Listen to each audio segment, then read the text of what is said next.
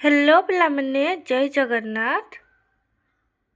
ପିଲାମାନେ ଆଜି ପଢ଼ିବା ଆମେ କ'ଣ ନା ପ୍ରଥମ ଶ୍ରେଣୀର ଆରେ କାଉ ଆ ଠେକୁଆ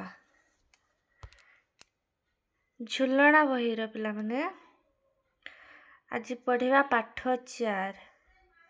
ଦେଖो, ହାତକୁ ହଲାଇ ମା ଡାକିଲେ କାଉ ତୁ ଆ, କୁନା ମୋ ଖାଉଛି ବରା କାକରା, ଖାଇବୁ ଯଦି ଆ। କିଏ କହୁଛନ୍ତି? ମା କହୁଛନ୍ତି। ହାତକୁ ହଲାଇ ଡାକିଲେ କାଉକୁ, କାହାକୁ ଡାକୁଛନ୍ତି? କାଉକୁ, କାଉ ତୁ ଆ, କୁନା ମୋ ଖାଉଛି ବରା କାକରା, ଖାଇବୁ ଯଦି ଆ। କିଏ କହୁଛନ୍ତି? ମା। କାହାକୁ କହୁଛନ୍ତି? କୁନାକୁ କହୁଛନ୍ତି। ତାପରେ ଦେଖ, ଆଖିକୁ ନଚାଇ ବାପା କହିଲେ ଠେକୁଆ ଆ, କୁନି ମୋ ପିଠିରେ ହୋଇଛି ଲାଉ, ଖେଳିବୁ ଯଦି ଆ। ବାପା କହୁଛନ୍ତି ଠେକୁଆ, କୁନି ମୋ ପିଠିରେ ହୋଇଛି ଲାଉ, ଖେଳିବୁ ଯଦି ଆ। କାହାକୁ ଡାକୁଛନ୍ତି? ଠେକୁଆକୁ। କୁନି ମୋ ପିଠିରେ ଲାଉ ହେଇଛି, ତୁ ଖେଳିବୁ ଯଦି ଆ। ତାପରେ ଦେଖ, ମା କାହାକୁ ଡାକିଲେ? ନା କାଉକୁ ଡାକିଲେ। ବରା କାକରା କିଏ ଖାଉଥିଲା? କିଏ ଖାଉଥିଲା ରେ ବରା କାକରା? ଏଠି ଦେଖ, କିଏ ଖାଉଥିଲା? କୁନା। କୁନା ଖାଉଥିଲା ବରା କାକରା। ଦେଖ ଏଠି, କିଏ ଖାଉଥିଲା? କୁନା। କୁନା ଖାଉଥିଲା ବରା କାକରା। ବାପା ଠେକୁଆକୁ କିପରି ଡାକିଲେ? ବାପା ଠେକୁଆକୁ କିପରି ଡାକିଲେ? ନା, କୁନି ମୋ ପିଠିରେ ଲାଉ ହେଇଛି, ଆଉ ଖେଳିବୁ ଯଦି ତୁ ଆ। ଡାକିଲେ କାହାକୁ? ଠେକୁଆକୁ।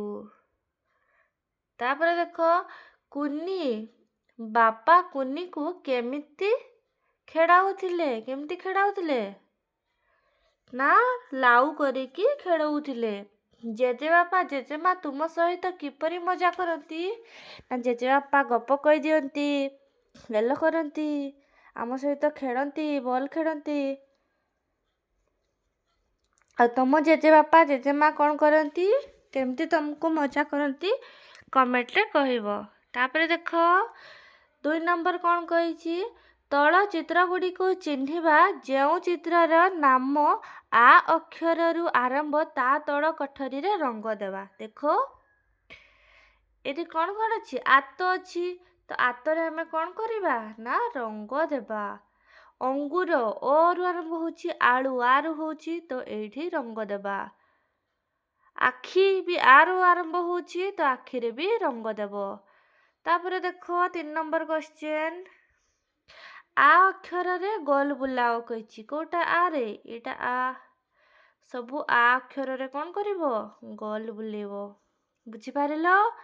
ତାପରେ ଦେଖ, 4 ନମ୍ବର କ'ଣ କହିଛି? ଆ ଯେମିତି ଲେଖା ହେଇଛି ସେମିତି ଦେଖିକି ଲେଖିବ।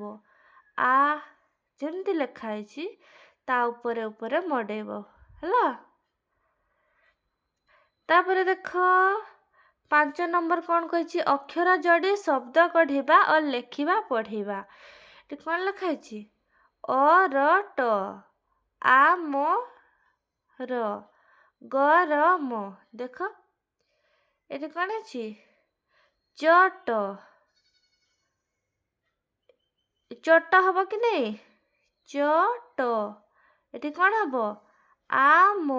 ଏଠି କ'ଣ ହବ? ଆ ଗ। ଏଠି କ'ଣ ହବ? ଅରଟ। ତାପରେ କ'ଣ ହବ? ଆମର। ତାପରେ ଗରମ। ବୁଝିହେଲା?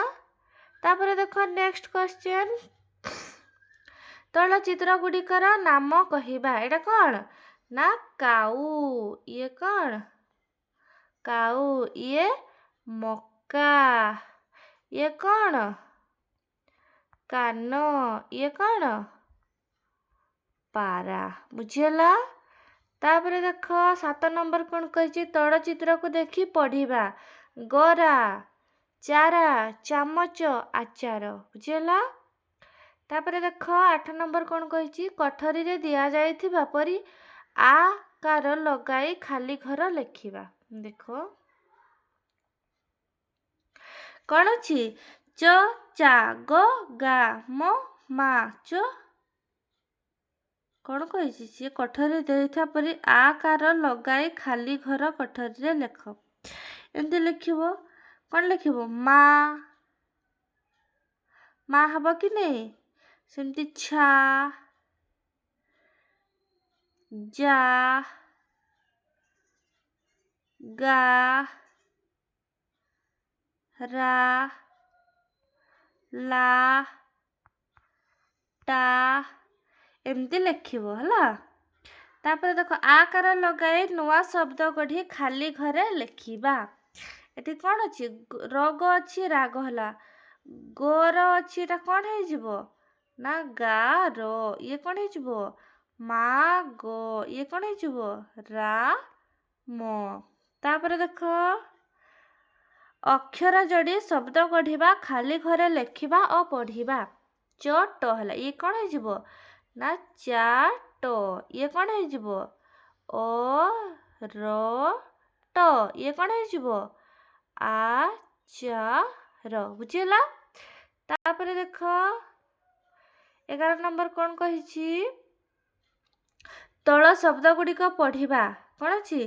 ଗାର, ରାଗ, ଗରା, ପାଗ, ଆଚାର, ଚାମଚ। ତାପରେ 12 ନମ୍ବର କ୍ୱେଶ୍ଚିନ୍ ଦେଖ ସାରଣୀରୁ ଅକ୍ଷର ନେଇ ଶବ୍ଦ ଗଢ଼ି ଲେଖିବା। ଦେଖ ଏଠି ଚଟ ଗୋଟେ ସିଏ ନେଇଛି, ଆମେ କ'ଣ ନେବା? ଆଚାର ଗୋଟେ ନେବା। ଏଠି କ'ଣ ଲେଖିଦେବା? ଆଚାର ହେଲା। ତାପରେ ଦେଖ କୋଉ ହେବ? ଓଟା, ଓ ଟା। ତାପରେ କ'ଣ ହେବ? ବା ର, ଅର ଟ ହେବ କି ନାହିଁ? ଅରଟ। ଆଉ ଗୋଟେ କ'ଣ ହେଇଯିବ? ଚାର, ଚାର। ତାପରେ ଦେଖ କାଗଜ ଭାଙ୍ଗି ଡଙ୍ଗା ତିଆରି କରି ତଳେ ଲଗାଅ। ଏଠି ତମେ ଡଙ୍ଗା ବନେଇବ। ଏଠି କ'ଣ କରିବ? ନା ନୌକା ବନେଇବ ପିଲାମାନେ।